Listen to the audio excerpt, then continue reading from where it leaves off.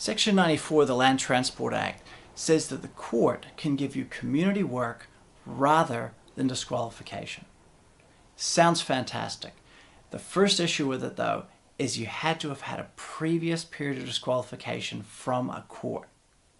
So that means it's not available to first-time offenders.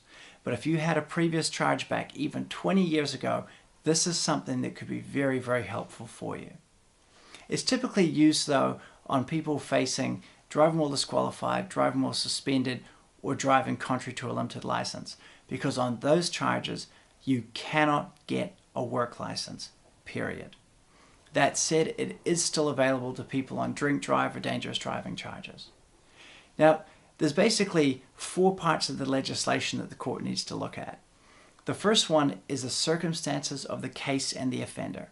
So they look at you, a little bit of background about what your history is, and they also look at what was happening at the time you were driving. Was there danger to the public? Is there a reason that you were driving, etc.? The next thing they look at is your previous compliance with disqualification orders to get an idea of whether you're a recidivist offender or if you're someone who generally followed the court orders, but in this time you made a mistake. The next thing they look at is the public interest.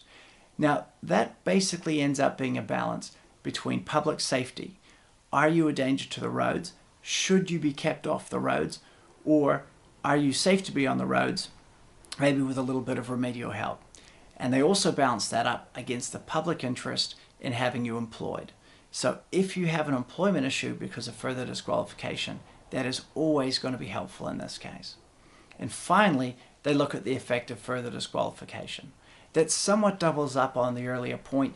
If you say, well, look, if I get further disqualified, I'm going to lose my job, and that's the effect of it. That is certainly something the court takes into consideration.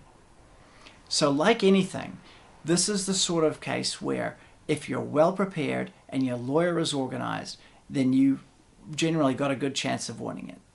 So if you have any further questions or you're facing those charges and you want to talk about Section 94, have a look through the site. Otherwise, this is something I specialize in, and I can give you a fairly quick assessment of what I think your chances are of winning.